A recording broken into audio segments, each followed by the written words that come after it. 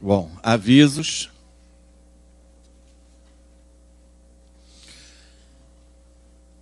Na sexta-feira, nós temos a tradicional sessão de perguntas, não é? Então, é preciso que, desde já, vocês já comecem a pensar e colecionar perguntas que queiram fazer. Perguntas relacionadas a matemática, ensino de matemática, problemas de matemática, problemas do ensino de matemática, enfim, qualquer coisa ligada aqui à nossa atividade. Se nós pudermos conhecer as perguntas com antecedência, claro que podemos também preparar melhor as respostas. Mas também estaremos recebendo as perguntas na hora. Tá? Então, assim que tiver alguma ideia de qualquer coisa que queira nos perguntar, escreva a pergunta num pedaço de papel, se identifique se quiser, e basta largar o papel aqui em cima da mesa que ele vai sendo então colecionado. Tá? Segunda coisa é que amanhã nós vamos fazer uma foto de vocês. Uma não, várias, não é? Fotos dos grupos e fotos do grupo inteiro, não é?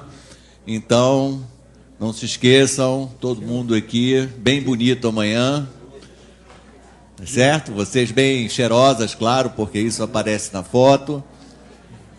A foto vai ser amanhã ao meio-dia, tá? Então, terminada a aula do Elon, o John vai então organizar a sessão das fotos. Perfeito? Então, vamos à luta. Temos muitos voluntários aqui. Que bom. Então, estreando, o grupo 10 vem aqui apresentar. Ele se propõe a fazer 2 problemas, mas ele vai escolher um para dar espaço para os outros também, né? Como você quiser. Escolha um dos que você propôs e já sabe, apresenta-se. Boa tarde. Eu sou a Tatiana Cardoso, do grupo 10. Eu sou professora do Estado e do município do Rio de Janeiro. Boa tarde, meu nome é Silvia, sou professora do Estado.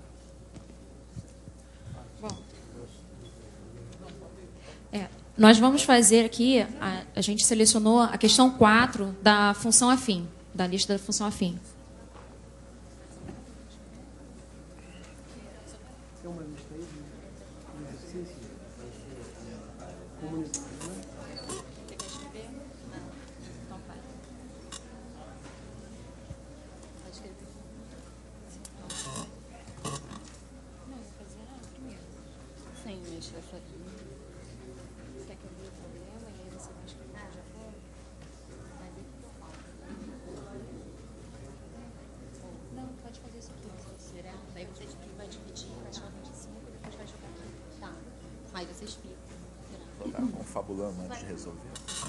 Bom, o problema é, uma caixa d'água com 1000 litros foi cheia ao meio-dia de certo dia.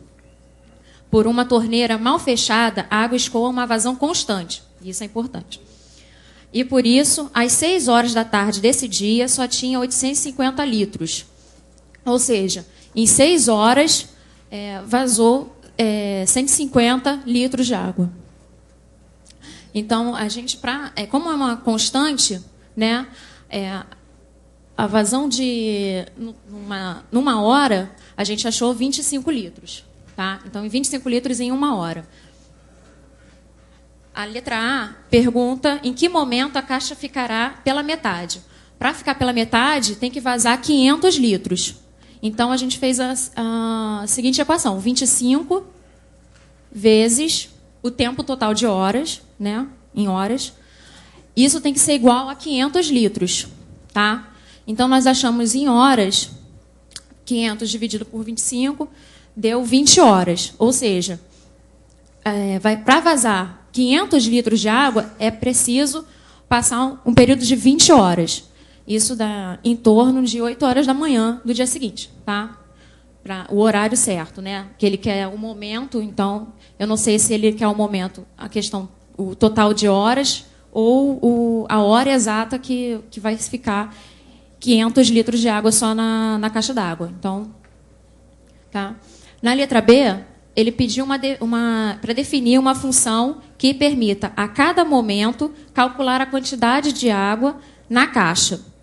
Nós colocamos em função do tempo, tá? Porque conforme o tempo vai passando, né, a quantidade de água na caixa vai diminuindo.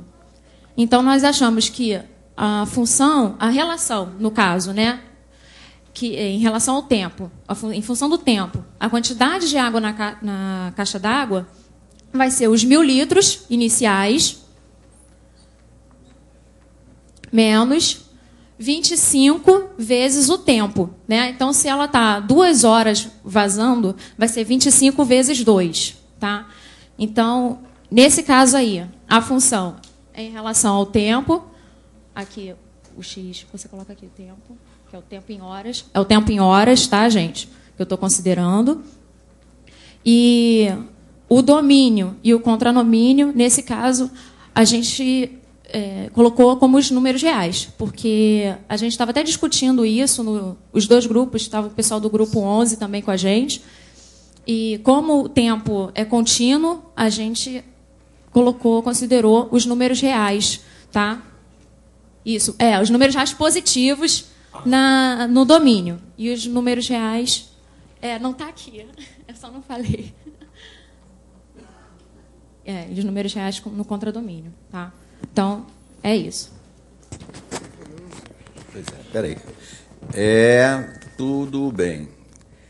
Faltou só explicar um pouquinho, tá? Ficou implícito que o tempo ele é contado a partir de um certo momento, né? Quer dizer, o que é o x igual a 0 é o momento em que a caixa estava cheia, completamente cheia. Isso. Até entendi. Agora me diz qual é a quantidade de água 1.000 horas depois que você começou a contar o tempo. É o limite, né? Eu pedi uma função que, a partir daquele momento, né, em qualquer outro instante, a função vai te dizer qual é a quantidade de água na caixa. Então, eu quero saber, 1.000 horas depois que você começou a contar o tempo, no caso, então, qual é a quantidade de água na caixa? A gente esqueceu isso. Mas pode acrescentar, né? Pode responder a pergunta. Então, no caso, o Y tem que ser... Qual é a quantidade de água que tem na caixa 2.000 horas depois de começar a contar o tempo? Entendeu? O X tem que ser limitado. A função tem que ser 0. Água negativa? Como é o lance? Você pode responder a pergunta, tá? Antes de... Não, porque é o que eu estou falando aqui para ela. A gente tem que considerar o tempo onde a caixa d'água, no caso, fique 0, né, de água. Ou seja, o Y aqui, né, da minha função aqui, tem que ser 0. Não, a pergunta é qual a quantidade de água na caixa depois de 2.000 horas. Pode responder. Responde a pergunta primeiro.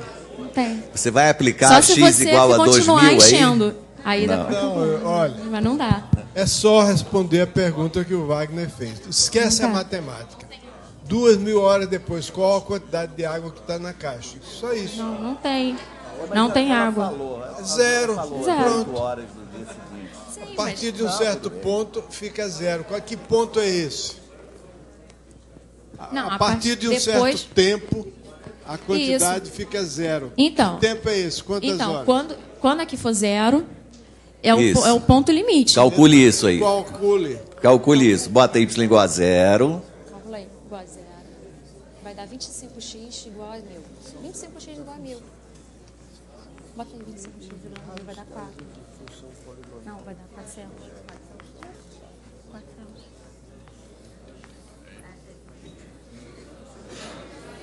400. Aliás, você já podia ter adivinhado isso, né? Porque você calculou ali que 20 horas depois a caixa está na metade. Com mais 20 horas, logicamente, ela fica vazia. E a partir desse tempo, ela vai permanecer vazia para todo sempre, não é? Então, a função vai ser definida por duas partes, né? Zero então, maior, f de x aí abre uma chave. É x, tal x coisa maior. Para x em tal intervalo. E desenha o gráfico da função.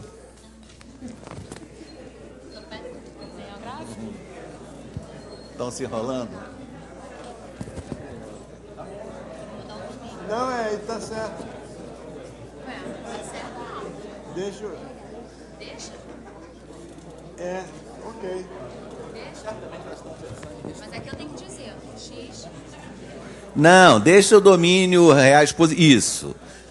Então, essa fórmula vale para x entre 0 e 40. E para x maior que 40? 0. Isso. Só escrever isso direitinho, fazer o gráfico. Como é que é o gráfico?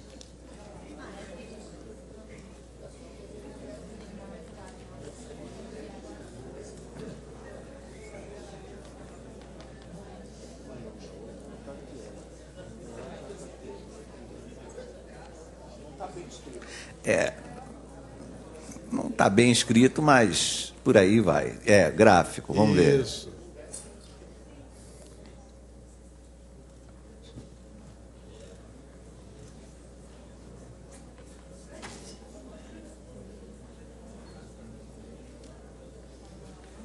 Não se preocupe com as unidades, não, porque na vertical é uma coisa, na horizontal é outra. Só a Na ideia... vertical é litro, na horizontal é tempo. Então não se preocupe. Não se preocupe com as escalas nos eixos. Alô? Tatiana? Não se preocupe com o comprimento dos intervalos, porque a linha vertical marca o quê? Litros. A linha horizontal marca o quê? Tempo. Então são unidades diferentes, então você não precisa se preocupar. Só tem que preocupar manter que as retas são retas e os...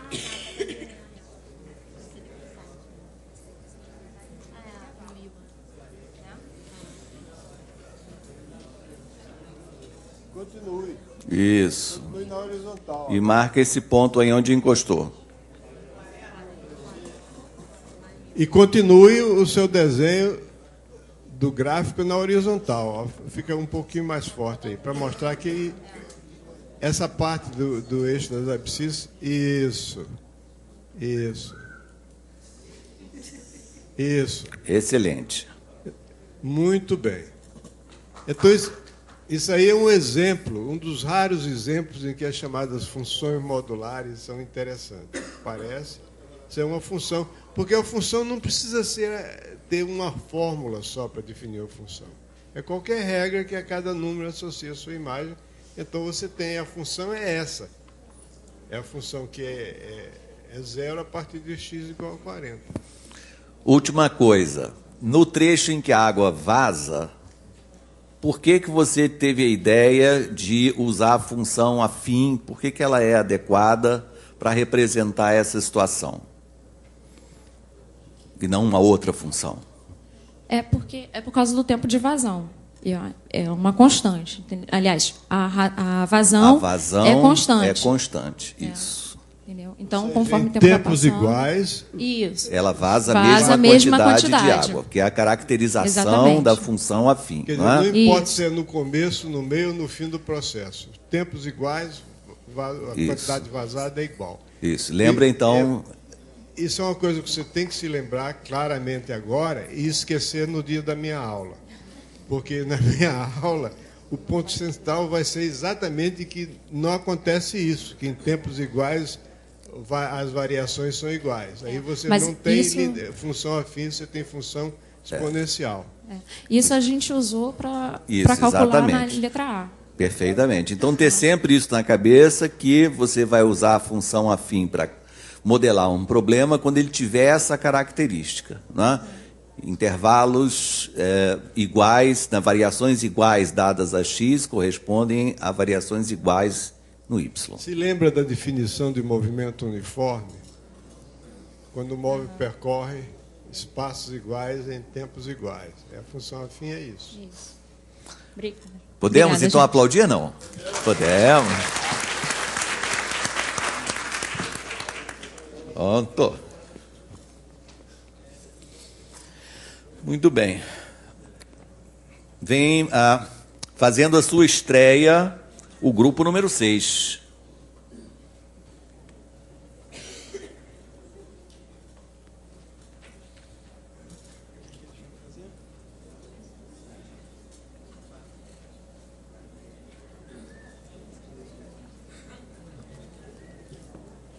que vocês vão fazer? É o número 4 da lista de números reais. Isso. Número 4 de números reais. Boa tarde, meu nome é Henrique, sou formado pela UERJ, professor do Estado. Boa tarde, meu nome é Juliana, sou formada pela UF, também sou professora do Estado. Então, aqui o grupo propôs fazer o exercício número 4 de números reais. É uma situação bem interessante. Um aluno resolveu a inequação. Vou colocar a inequação aqui no quadro.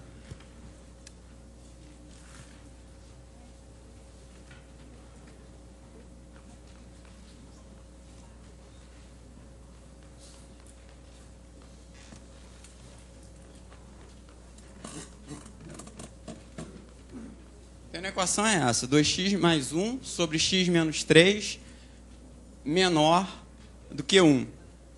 E ele resolveu, né? Resolveu da seguinte forma.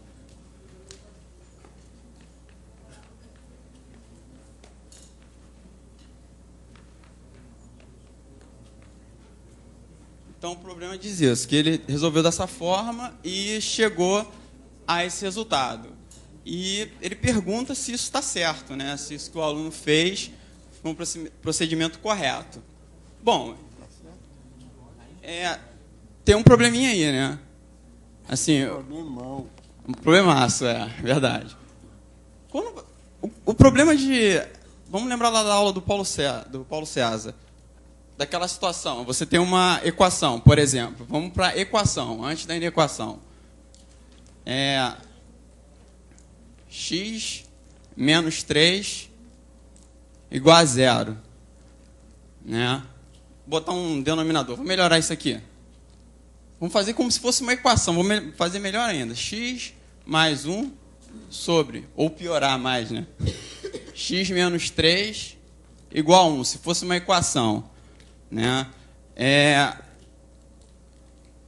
As pessoas costumam passar esse membro aqui multiplicando, não é isso? E resolver a equação. E se você não tiver um cuidado, né, o aluno realmente não tem esse cuidado, se você não alertá-lo, de fazer essa mesma coisa com inequação. Só que isso é problemático. Pelo seguinte,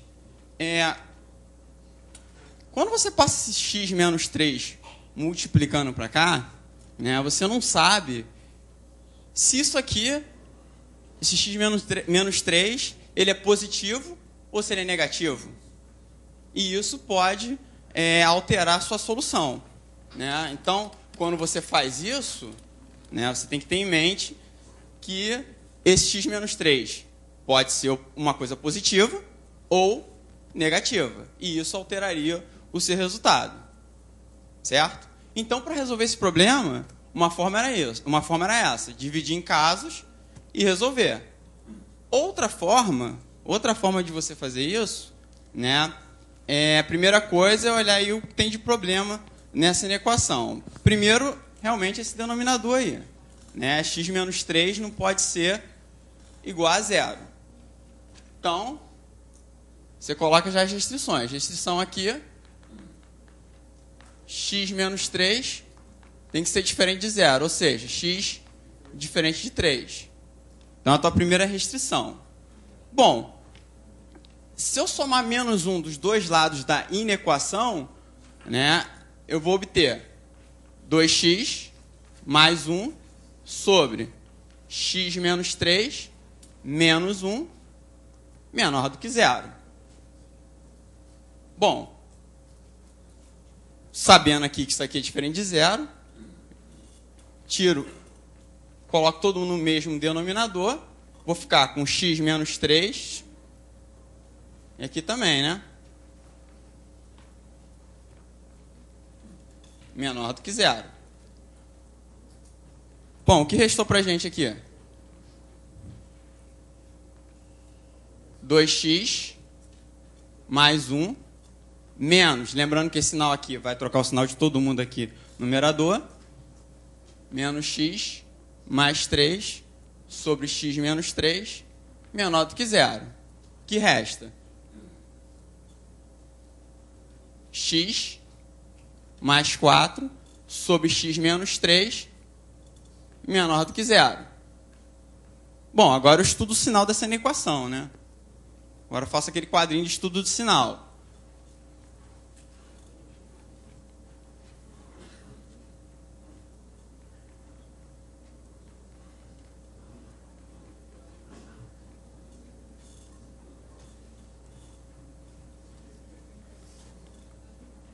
Bom, na hora de resolver isso aqui, né, essa equação, qual o gráfico, se eu fosse tratar isso aqui como fosse uma função, qual seria o gráfico disso aqui? Uma reta. E eu analisaria os pontos onde essa função seria positiva e onde ela é negativa. Bom, o que eu tenho de raízes aqui? Menos 4 e 3. Lembrando que essas soluções não podem entrar na equação, né? Porque aqui é estrito, né? Então ela nunca vai ser zero. Então vamos lá. Então, antes de menos 4, qualquer valor menor do que menos 4, essa funçãozinha aqui seria o quê? Negativa. Depois, positiva. A de baixo. Antes de menos 4. Negativa, né? E depois de 3, ela é positiva. Agora eu faço aqui o estudo sinal entre as duas funções, ou seja, uma sobre a outra. Aqui ela vai ser positiva nesse intervalo aqui negativo, e nesse intervalo positivo. Bom, se eu quero os valores menores do que 0, a minha solução está nesse intervalo aqui, né? Não incluindo o menos 4 e 3. O 3 porque é a restrição do denominador. E o 4, né,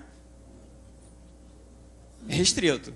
Então, a solução que eu tenho, x pertencente aos reais, tal que x está estritamente, entre menos 4 e 3.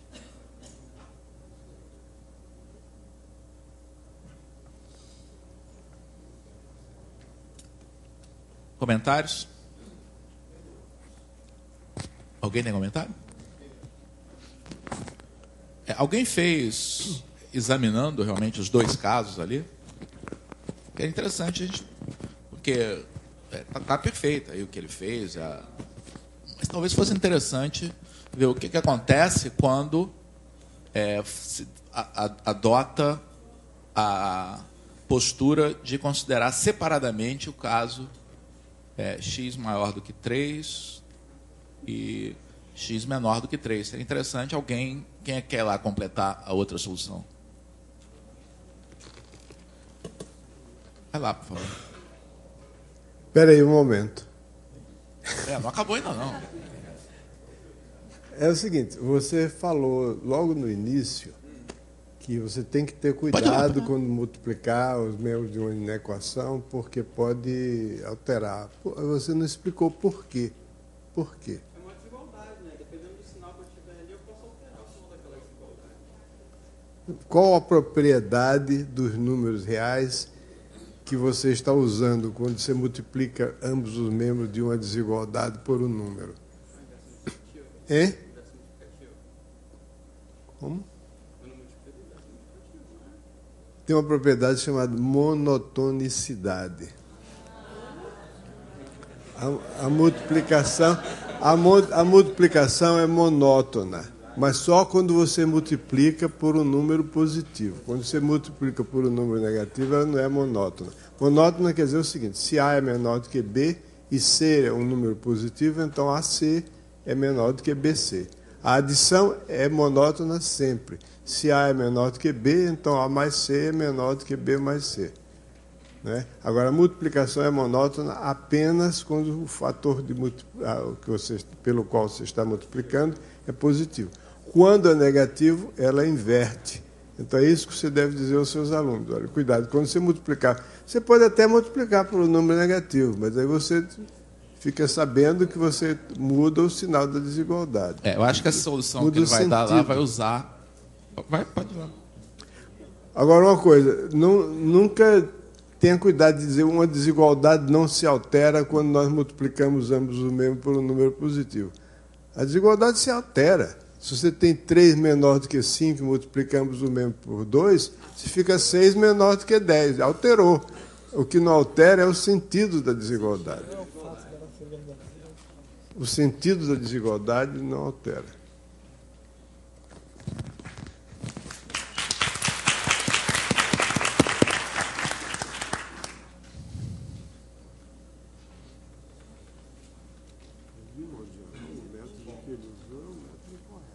Bom, o que a gente discutiu ali no grupo foi que a gente concluiu, na verdade, a gente pode até ousar dizer que o aluno não errou em si. Digamos que ele deu o pontapé inicial e não concluiu, não percebeu que o que ele fez, no caso, multiplicar os dois membros por x mais 3, x menos 3, perdão, é válido desde que você considere o quê?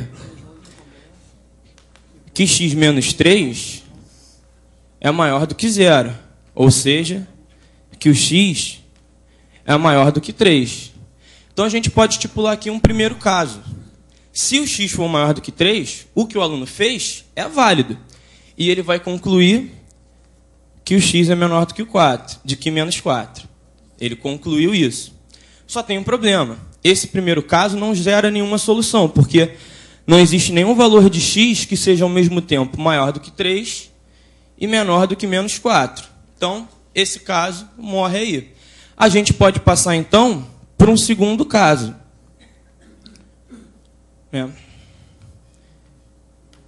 Se o x menos 3 for menor do que 0, ou seja, se o x for menor do que 3, multiplicando os membros por x menos 3, a gente vai achar o quê? 2x mais 1 maior do que x menos 3. Afinal de contas, se a gente pega uma inequação, uma desigualdade, multiplica os dois lados por um número negativo, o sinal do meio vai ter que se inverter, certo? Da onde a gente conclui que o x vai ser maior do que menos 4. E nesse segundo caso, a gente já consegue achar a solução, porque existe um intervalo de números tais que são menores do que 3 e maiores do que menos 4.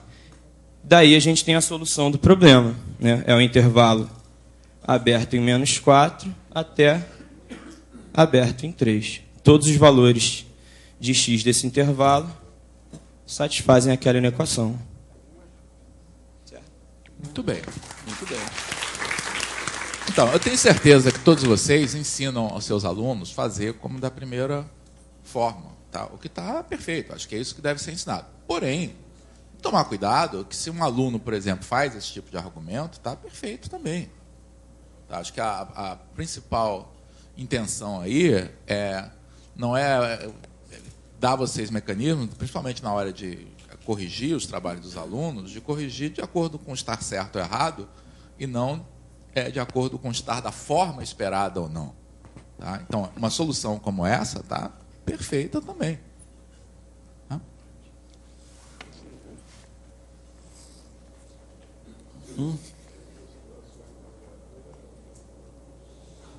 Ah, sim. Temos agora a estreia também do grupo 5, hein? Grupo 5. Grupo 5 vai fazer a questão 3, de função afim.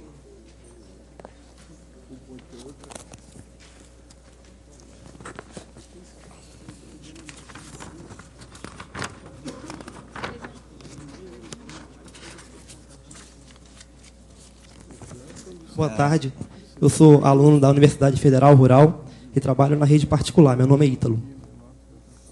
Boa tarde, meu nome é Gabriela. Eu trabalho no estado também, do Rio de Janeiro, né? E trabalho na rede particular. Ele vai colocar aqui a inequação, porque a gente se propôs a fazer a questão número 3 da lista de funções afim. Superposição involuntária. Outra coisa, eu pensei nessa questão como a gente pensou nessa, né? Porque eu acho que esse começo do raciocínio do aluno, e é por isso que assim, eu julgaria meio certa essa questão, ele começou talvez imaginando num número positivo, né? Para ser positivo, menor que 1, o numerador tem que ser naturalmente menor que o denominador. Talvez tenha sido esse raciocínio. E quando a gente olhou essa questão, de imediato a gente pensou, já que duas frações, uma é menor do que a outra, para que isso aconteça, o denominador da primeira deveria ser maior que o denominador da segunda. Porém, isso não é verdade, porque esse pensamento é um pouco até prematuro, né? Primário, na verdade. A gente está pensando que 2x mais 1 e 1 menos x serão sempre positivos para que esse raciocínio seja correto. E aí, para resolver essa questão, a gente fez na mão. Resolveu a inequação. Pode ser? Pode. Então, vai lá.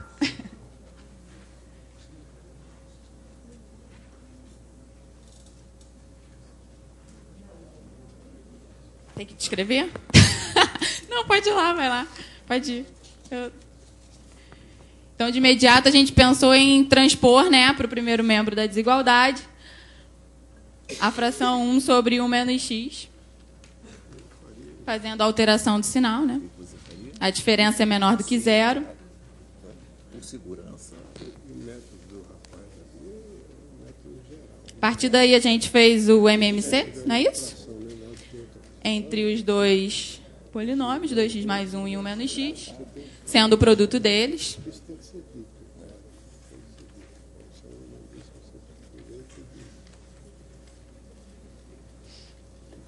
Obtendo aí uma inequação quociente menos 3x pelo produto, que foi o MMC dos dois denominadores anteriores.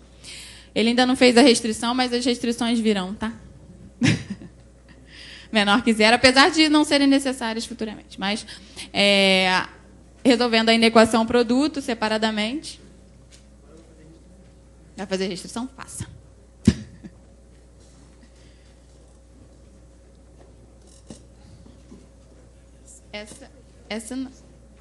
Essa não é uma restrição, é?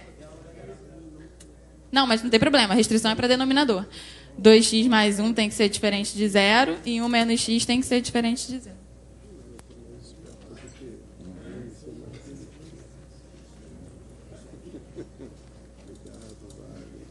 Daí x diferente de menos meio.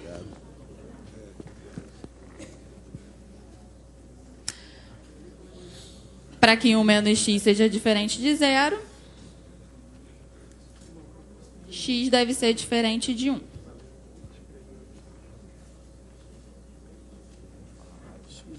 Ok. Vai lá, faça o estudo dos sinais, então.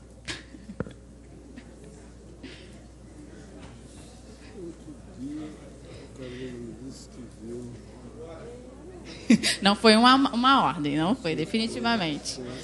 Eles estão brincando. Faça. Não foi uma ordem.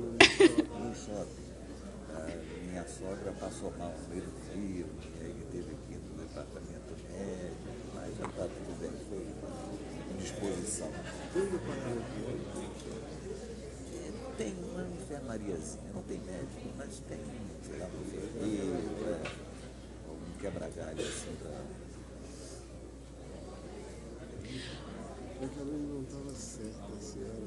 Considerando, então, cada uma das sentenças ali como funções, né? Funções afim. O estudo do sinal de menos 3x.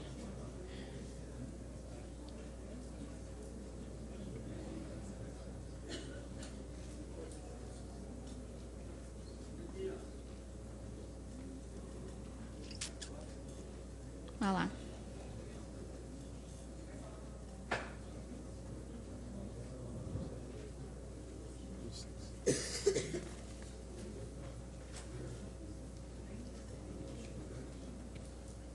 Menos 3x é positiva à esquerda do zero, negativa à direita. 2x mais 1, negativa à esquerda do menos meio, positiva à direita. 1 menos x, positivo à esquerda do 1, negativo à direita. Fazendo, então, aí o quociente entre os sinais. Mudei os números também.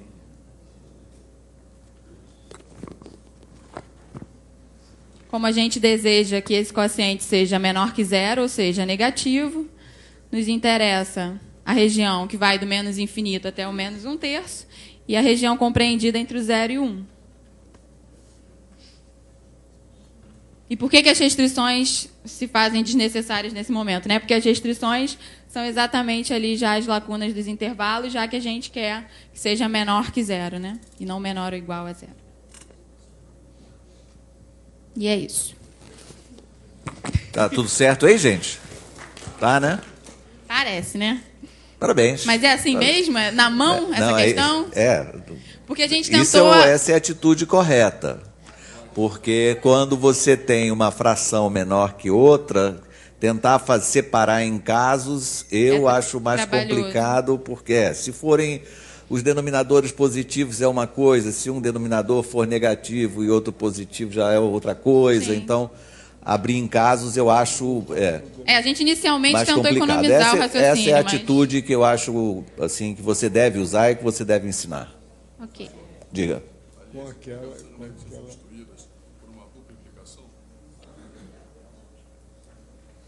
Não entendi. Qual é a sua pergunta? As restrições. Ah, sim. Tem ida e volta, né? Sim, tem ida e volta, não há dúvida. Sim, tem ida e volta, tem tudo. Tudo tem ida e volta. Você pode colocar, sim, claro. Ao invés do implica, se somente ser. Aqui também na resolução. Principalmente lá em cima. Na resolução. Aí. Tem razão. Lá em cima. Vale tudo ida e volta. Sem dúvida. É isso. Gostei ainda, mas está perfeito. Diga. Que bom, vem cá. Venha.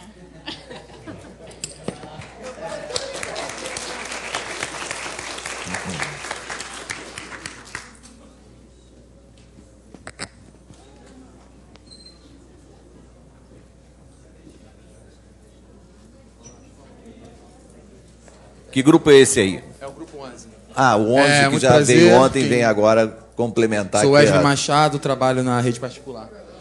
Na verdade, a gente não tem uma outra solução. Eu até pensei em fazer... Não, calma, gente.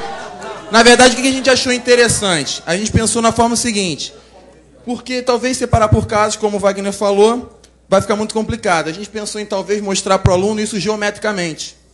Porque a gente percebe que essas duas funções racionais, os gráficos são gráficos fáceis de mostrar. E a gente está pensando em, após a resolução dessa, a gente fazer geometricamente para poder tentar ilustrar para o aluno. Ilustrar, sim.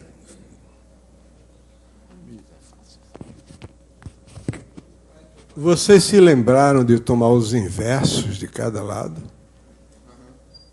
Aí ficava, em vez de função racional, ficava com funções afins. Aí errava tudo. E analisar o que acontece. Se fizer um gráfico... Não, a gente fez o seguinte, a gente ia fazer os dois gráficos para poder olhar dentro do gráfico, mostrar que o gráfico também embaixo. Eu não sei, é só relação do elemento complicado. No caso, a gente quer, se a gente chamar essa função aqui de f de x, e essa função aqui de g de x, na realidade eu quero comparar quando que o gráfico desta função vai ser maior, no caso vai ser maior do que o gráfico. Maior não, vai estar acima. Está acima do gráfico desta função, tá? E aí se a gente for observar para esta função f de x igual a 1 sobre 1 menos x, obviamente a gente pega aquele modelo, né, de uma hipérbole, cujo gráfico, né, você tem dois pedaços. Só que a gente tem que tomar cuidado com a variável, nesse caso, ela é negativa, e aí vai mudar o ramo da hipérbole. Não, a variável, né, não é negativa. A variável não, a incógnita aqui da função. Não é negativo. Se o x for negativo. É isso. O coeficiente, desculpa. O coeficiente. Aí quando você chega aqui, você treme, dá branco, dá tudo. Boa desculpa. Até o Luciano aqui, né? Ele gelou, a gente via ele lá de cima, ele pingando assim a mão. Isso, coeficiente negativo aqui da nossa variável. Aí, pois bem, o gráfico então desta função daqui, né, automaticamente tem uma assíntota no x igual a 1, tá? Uma assíntota vertical. E f de x nunca pode ser zero. Então, você tem essa assíntota aqui horizontal, tá? E aí o gráfico seria uma coisa assim. Tá? Esse aí é o gráfico da f. Ok? O gráfico da g, 1 sobre 2x mais 1. Você tem aqui como raiz, ou melhor, esse anula aqui no menos meio.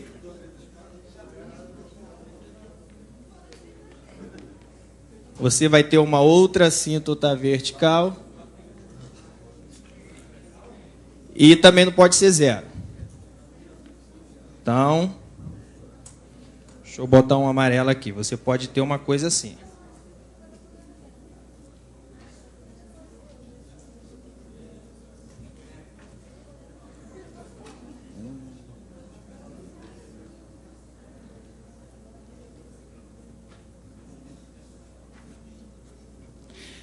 Esse ponto de interseção, a gente acha igualando as duas funções. X igual a zero. Tá? E aí o que a gente observa? Se a gente for separar por parte, realmente, quando que o gráfico da f está superior ao gráfico da g? Só pode ser neste intervalo de verde ou neste pedacinho aqui.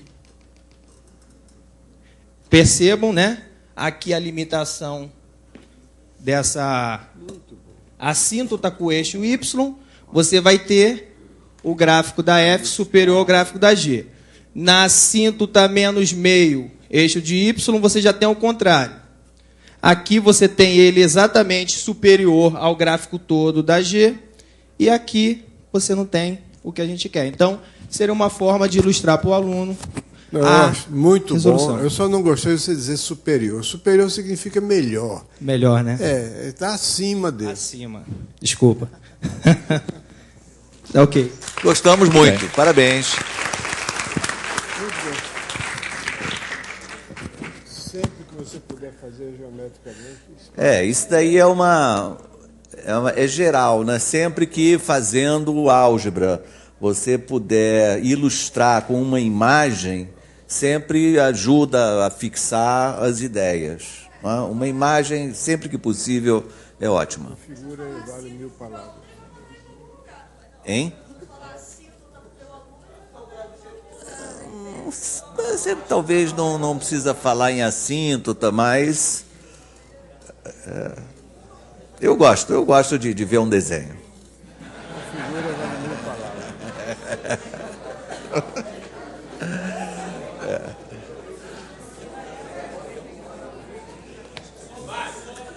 Esse tipo de função faz parte do programa do primeiro ano? Depende de você. Depende de você. Não há nenhum problema em construir gráficos de 1 sobre x, 1 sobre x menos 1. Não há problema nenhum.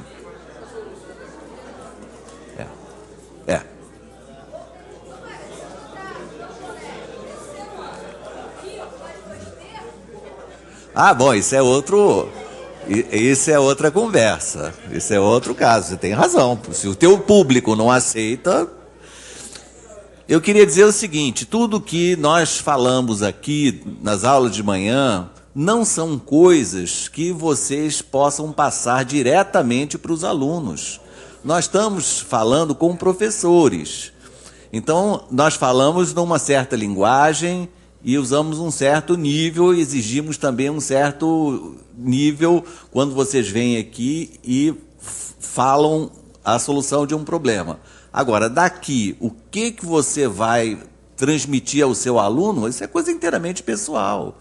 Depende de um filtro, né? Depende do seu público, enfim, depende de uma série de fatores que não cabe aqui examinar. Tá? Agora, vamos chamar também um grupo novo, hein? Grupo 7.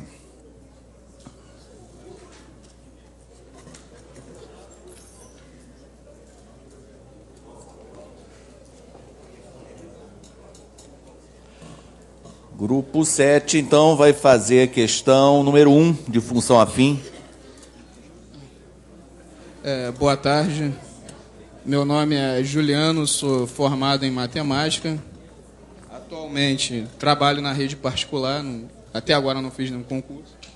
E estou me formando também em engenharia elétrica daqui a 1 ano e meio, 2. Vamos resolver a questão 7. Questão 1, função afim.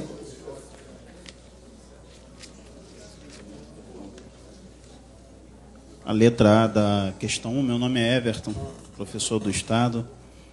A questão 1, a letra A, diz: por que devemos usar a função afim para relacionar os valores das duas escalas de uma mesma temperatura? Se olharmos bem para o quadro, conforme varia a questão apresentada, nós temos duas escalas de temperatura, a escala L e a escala C.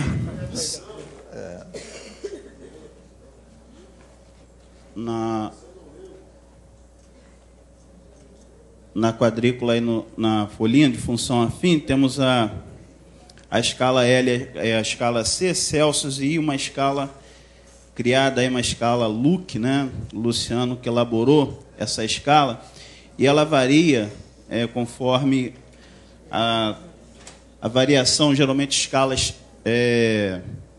nas escalas de temperatura, há uma variação. Como a escala base aí é a Celsius, a L vai estar se baseando conforme a escala Celsius variar, ela consecutivamente estará variando, né? Nós depois vamos ver essa variação na subquestão B, em que quando o Celsius for 100 graus, a L vai sofrer essa variação, e essa variação será constante de uma temperatura para outra temperatura, da escala Celsius para a escala Luc, Luciano, né? Que nós vamos fazer aí, por isso nós vamos usar a função afim, né? Por causa desta variação ser a mesma, de uma escala para outra. Nós vamos ter que achar, no caso, o A, né? Pela função afim vai estar lá f de x, que é igual a x mais b. Então, temos lá na função afim f de x igual a x mais b. O meu A pode ser achado, melhor dizendo, através da variação de y sobre a variação de x. Y eu chamei a minha escala L e x a minha escala C. Então, na escala y, ela variou de 0 para 100. Né? Houve uma variação de 100. E na minha escala x, que é a C, que eu tenho por base C, variou de 25. Então, aqui eu vou achar um valor valendo 4. Então, eu tenho lá f de x, vou chamar de y aqui, a de x, vai ser 4x mais b. Bom, estipulando o valor aqui para o meu y, que eu falei que é a minha escala L, sendo 100, vai ser 4 vezes 39 mais b. Deixa eu pegar meus cálculos aqui.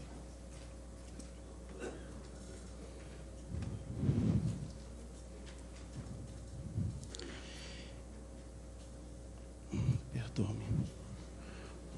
Bom, eu vou usar outro valor aqui, que o meu já está feito, colocando aqui, ao invés de 100, colocando aqui o valor de 0. Obrigado. Aqui o meu outro valor. Quando for 0 vai dar 14. Então vai ser 4 vezes 14, mais B. Eu vou ter um B.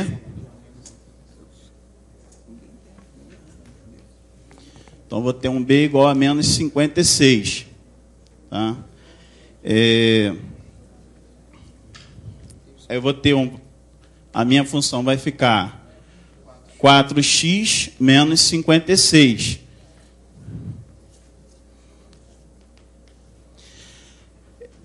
Para responder a letra B, que ele quer saber quando C for 100 e C, no caso, é o meu x, quanto vai ser o y, que vai ser a minha escala L. Então, 4 vezes 100 menos 56. Eu vou achar um y, 344 graus L. Esse vai ser o ponto de ebulição de fervura da água, né, na escala L.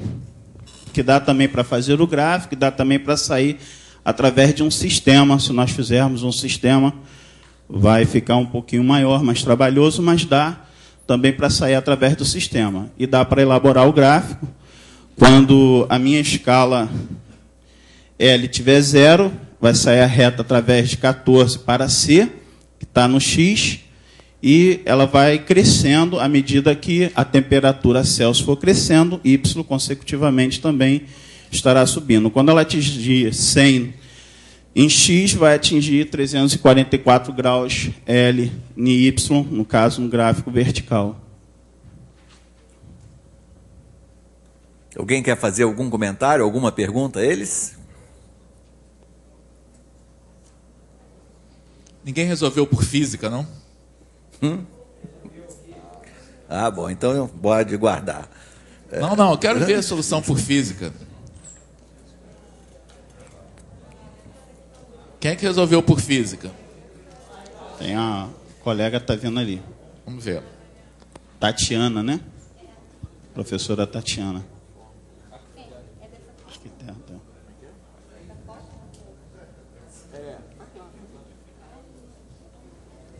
Não, eu estou falando isso porque nos livros de física se ensina um método de converter escala termométrica. E nunca vi ninguém fazer essa ponte nas escolas entre a aula de física, que resolve esse problema usando funções afins, mas sem dizer que está usando funções afins, e o conteúdo que está sendo dado em matemática. Quer dizer, é o mesmo conteúdo que está sendo visto em física, em matemática, e parece que é um mundo diferente. Por isso que eu pedi para resolver da maneira como normalmente os livros de física, nesse assunto, termometria, ensinam a resolver esse problema. E aí eu quero ver se é a mesma coisa ou não, se é um método diferente. Em qualquer livro de física se resolve assim. X menos X1 menos 0. Microfone. Ok. Boa tarde, Tatiana. Eu sou professora do Estado. Ontem a gente usou a técnica de física usando as tabelas termométricas. Aí eu coloquei meio que um exemplo de duas da escala de Lud e de Celsius. E a gente vai fazer uma relação direta das temperaturas, né? Eu costumo usar, quando eu falo com os meus alunos, a técnica barriguinha, barrigão. Eu sei que não é o correto, mas é o que eu falo, eu não sei como é que é o nome. Que no caso, trabalhando de Celsius, a gente faz a diferença do final com a inicial, da primeira e também a da final. Que vai virar uma razão, uma proporção com a de Lud, né?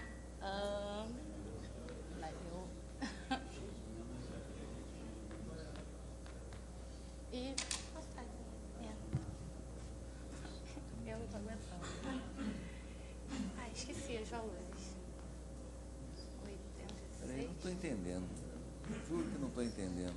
É assim que o livro de física faz. Todos. 39 menos 14. Ai, eu simplifiquei. Posso ser direta? Ali, é a barriguinha dividida pelo barrigão. Pois é. Igual Tá certo? dos dois lados. Entendeu? Ela dividiu a barriguinha pelo barrigão e fez a mesma coisa. Essa coisa que eu falei, resolver por física, obviamente é uma provocação. Isso não tem nada de física, isso é matemática também. Mas é ruim para o aluno, na minha opinião, que isso seja apresentado desse modo, tá? Porque não é a maneira natural que você usa em várias outras situações. Eu não sei como é que fala isso. Quer dizer, o que ela está fazendo aqui, então, se só usando essa notação, isso aqui é um delta C, né? Isso aqui é um delta C', outra variação. Aqui é um delta L e aqui é um delta L'.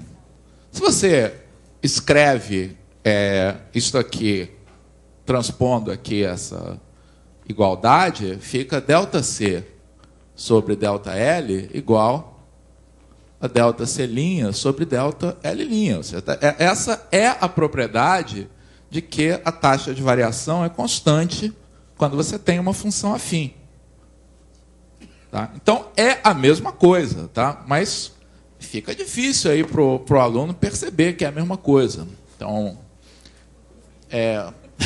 os autores aí dos livros textos de matemática e de física, em algum momento, deviam entrar em acordo para tornar menos complicada a vida aí dos alunos. Então, esse método não é um método de física, é um método de matemática. Ele está dizendo, mas é a maneira como ele aparece nos livros de física. Ele se baseia no fato de que há uma função afim, que as variações são proporcionais.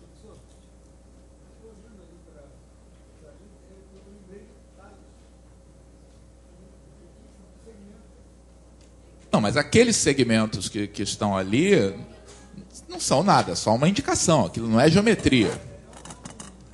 Não, é a mesma analogia, sem dúvida. Você pode pensar em Tales. Pode pensar, sim, pode pensar em Tales, sim. Pode, no gráfico pode.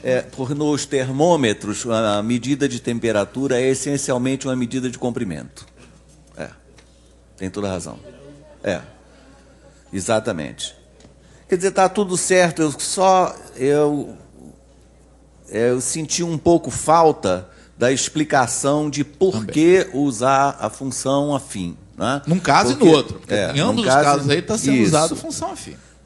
E isso daí, durante toda a semana, vocês vão ter que se preocupar em explicar. Por exemplo, amanhã tem função quadrática. Aí vai ter um problema, claro que você vai usar a função quadrática porque você assistiu a aula de função quadrática. Mas a explicação tem que ser, né, dada aquela situação, por que te deu a ideia de usar aquela função.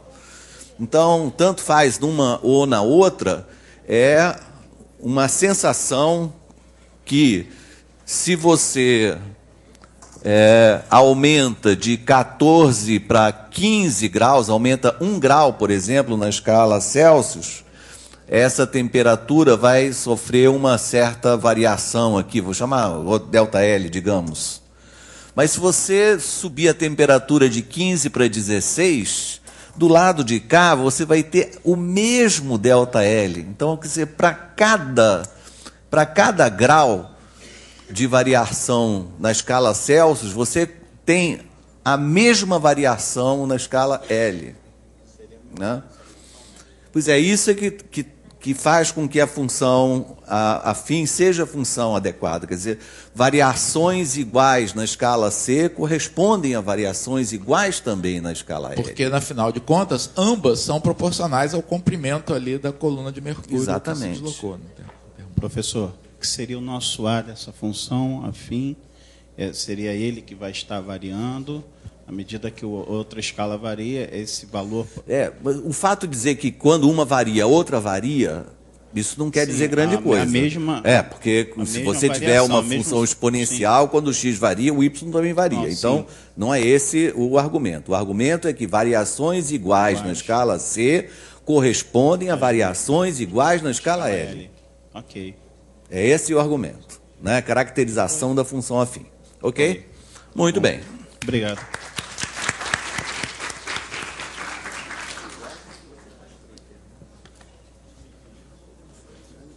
E agora? Agora Esse grupo que veio foi o 7, né? Temos um grupo 8 ainda aqui estreando. Com esse grupo 8, eu acho que só vai ficar faltando o 9 ainda dentro do armário. 9 já foi? Ah, sim. Então, o 8 vai ser o último grupo a sair do armário.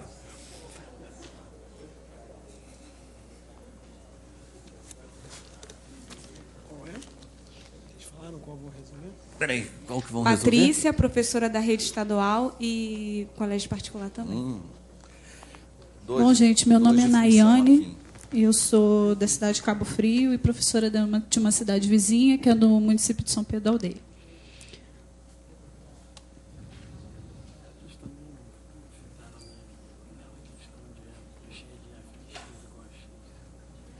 A gente vai fazer a questão da folha de função afim, a questão número 2. Questão de proporcionalidade direta e inversa, né? Exato. Que é sempre oportuno.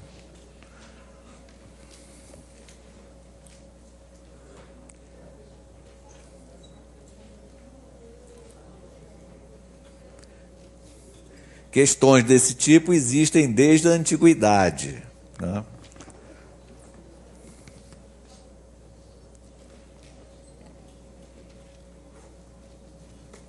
Começar lendo, né? Admita que 3 operários, trabalhando 8 horas por dia, construam um muro de 36 metros em 5 dias.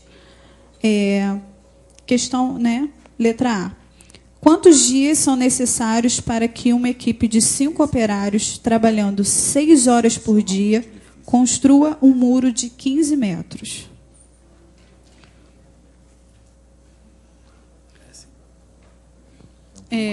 O primeiro passo que a gente pensou para começar, né, resolver essa questão é relacionar todas aquelas grandezas com a grandeza que tem a incógnita, né?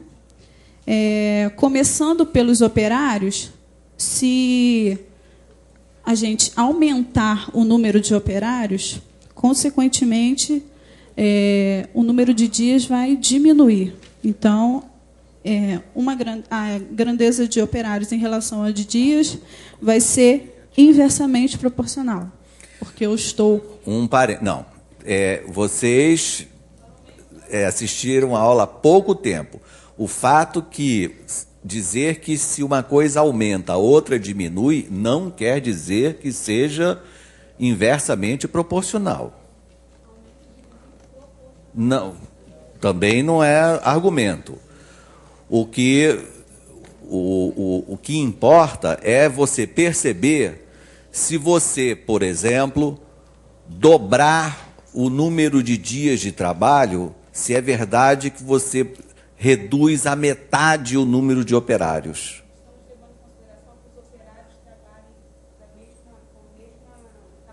Sim, claro, exatamente.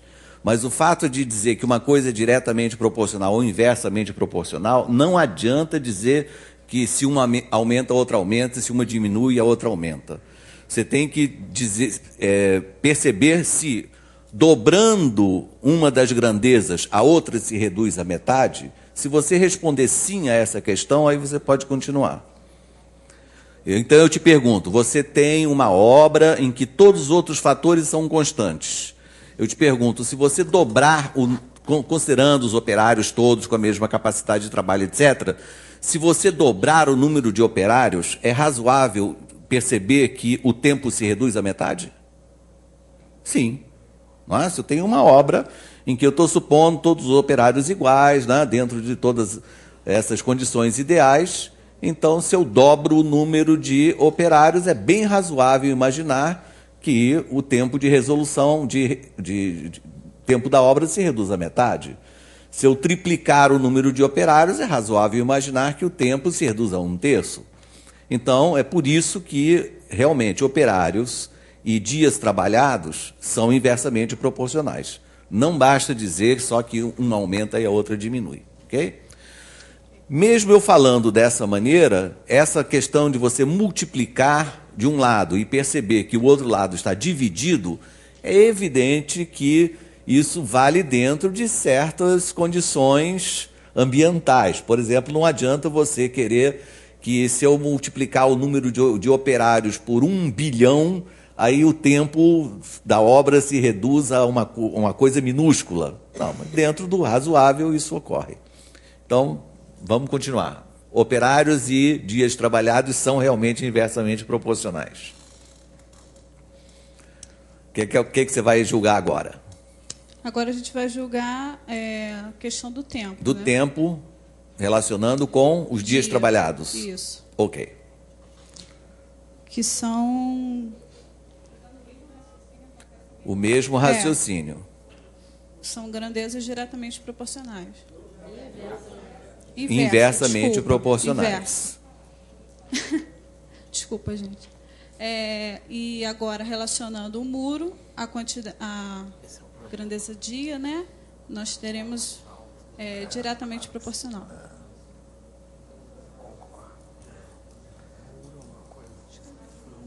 Sendo assim, né?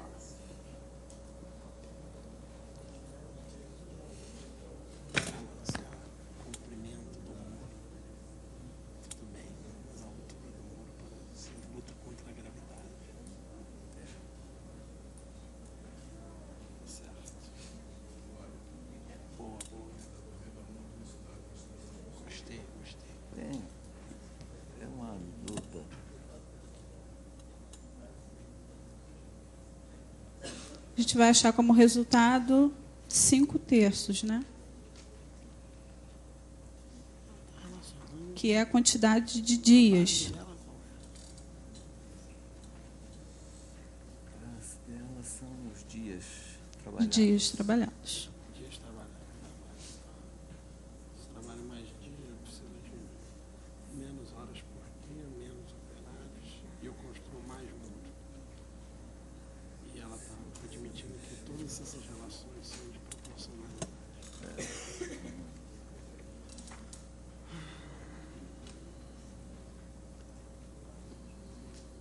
A gente está convertendo agora, né, para 3/3, né, que é a fração inteira, um dia. 5/3. Igual a... sim, 1 mais 2/3. Isso.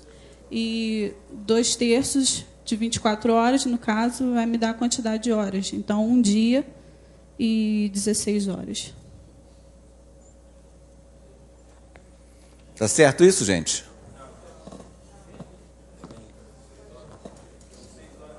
Tá errado, né? Deixa ela terminar para ela sair da frente. 1 dia e 16 horas, jura? Tem algum operário trabalhando 16 horas por dia? Não.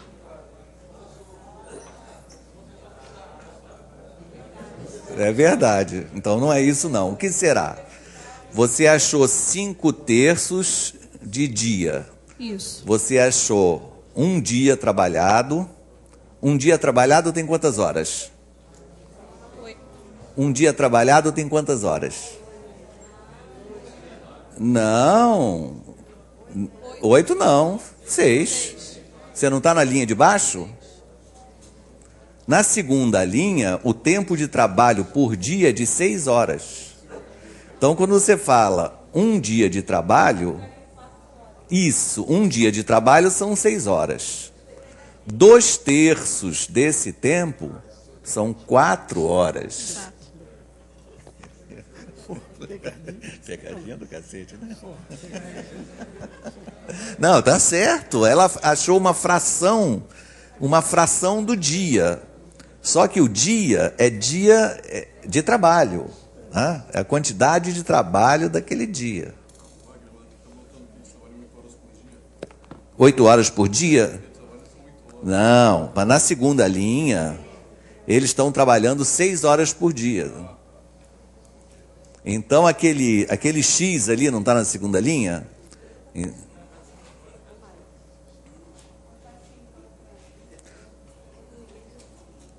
Não, 6. 6 horas. Na segunda linha, são 5 operários que estão trabalhando 6 horas por dia.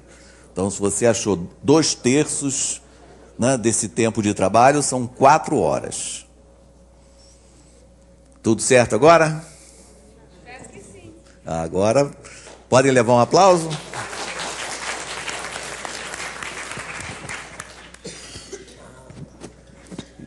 E aí, mais alguma coisa por hoje? Ninguém encarou os números racionais, irracionais, nada disso não, hein? Hein? Tem ainda Paulo César aí que ficou... Alguém se arrisca a fazer mais algum?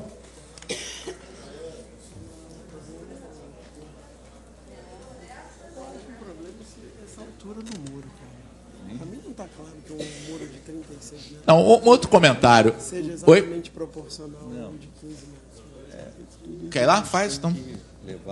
Comenta, falar um pouquinho sobre esses números. Grupo 9.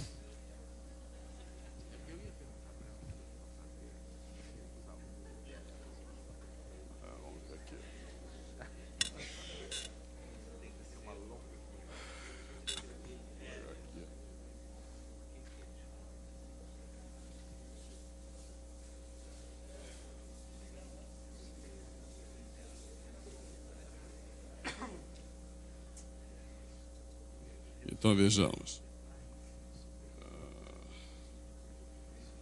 Suponha que x e y sejam irracionais. Ele está fazendo, qual é a questão? A 3? Deixa eu ver, Luciano. 3. E ele quer que diga se é racional ou irracional, ou se podem ser as duas coisas, cada item. Então vejamos. Letra A, x mais 1. X mais 1 vai ter que ser irracional. Qual é a justificativa? Se ele pudesse ser racional,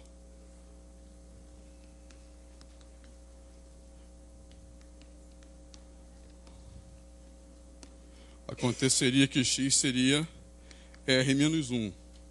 Mas acontece que a soma de racionais é também racional, de modo que a gente obtém uma contradição. Portanto, a suposição é falsa. Logo, ele tem que ser irracional. Não tem jeito. Tá certo até aí? Na letra B, x menos y. Bom, nesse caso, claramente, ele pode ser racional, porque se eu pegar dois irracionais iguais e subtrair, vai dar zero, que é racional, né? Então, claramente, ele pode ser racional. Mas pode ser irracional também. Basta pegar, por exemplo,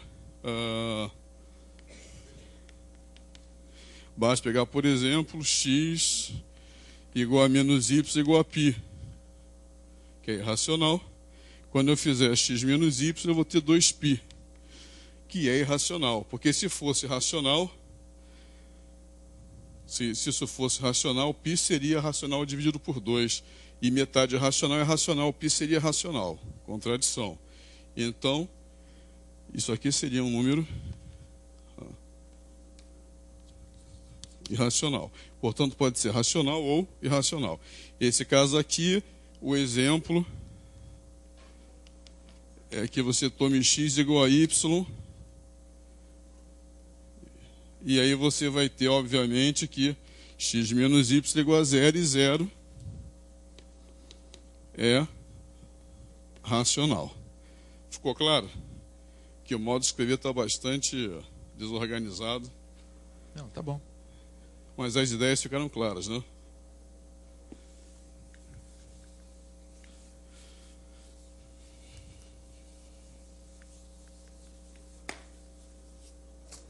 Bom, agora o item C, x2. Claramente pode ser racional ou irracional. O exemplo do racional, basta que você pegue para x raiz de 2 ou de qualquer número que não seja quadrado perfeito. O seu quadrado é racional. Tá certo? E para irracional, basta que você pegue qualquer irracional transcendente, né? Ou seja, racional que não seja solução de equação a números inteiros. Embora não precisa ser, né? Não, ser raiz eu estou cúbica dando só de como 2. exemplo. Raiz cúbica, por exemplo, seria, né? Pois é. Então, como exemplo aí, raiz cúbica de 2, cujo quadrado, ou qualquer racional transcendente, enfim. Tá certo? Letra D. A letra D é o quociente. Bom, o quociente deles, ele pode ser racional ou irracional. O exemplo para ser racional, basta que o x seja igual ao y irracional. E a gente vai ter que x dividido por y é igual a 1 racional. E para ser irracional, novamente, a gente pode pegar como exemplo x igual a π ao quadrado e y igual a π. Então, x por y dá π, que é, novamente, irracional. Então,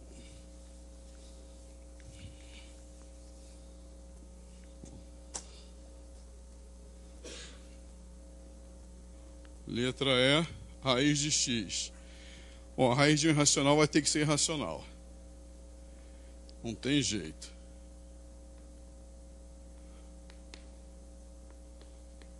Por quê? A gente supõe que raiz de x pudesse ser um y racional, né? Então você eleva ao quadrado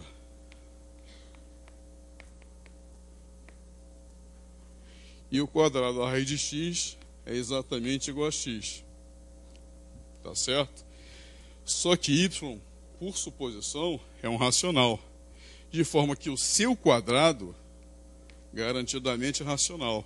Então eu concluo que x é racional, o que está em contradição com o fato de que ele é, de que ele é irracional, né? Desde o início, x é um número irracional. Então a gente chega a uma contradição, ok? Ao supor que ele fosse racional. Mais algum?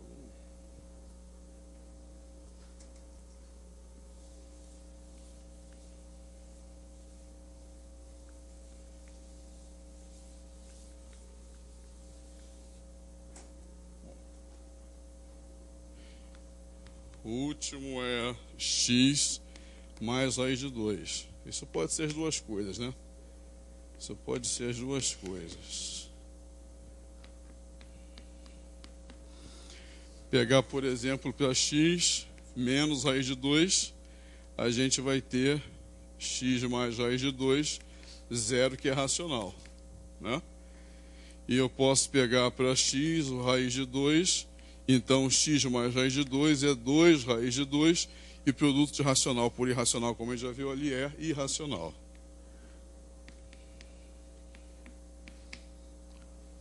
O Luciano, que é muito mal, tem uma pergunta aqui. Se fosse... Já que você disse que é minha, e se fosse x elevado a y? Se fosse x elevado a y... Essa pergunta é muito maldosa, especialmente feita assim. Mas, Pois enfim. é. Mas, se você quiser... Se Depois você eu quiser escolhi amanhã, pensar, que eu vou se as dar uma pessoas pensada quiserem boa. pensar, é bem interessante. Tá. X elevado a y se pode ser racional, na verdade, essa que é a pergunta. Ok. X elevado a y ser irracional é um pouco mais fácil, mas saber se pode ser racional, encontrar algum exemplo, Tá se é que certo. existe, é interessante. Tá bom.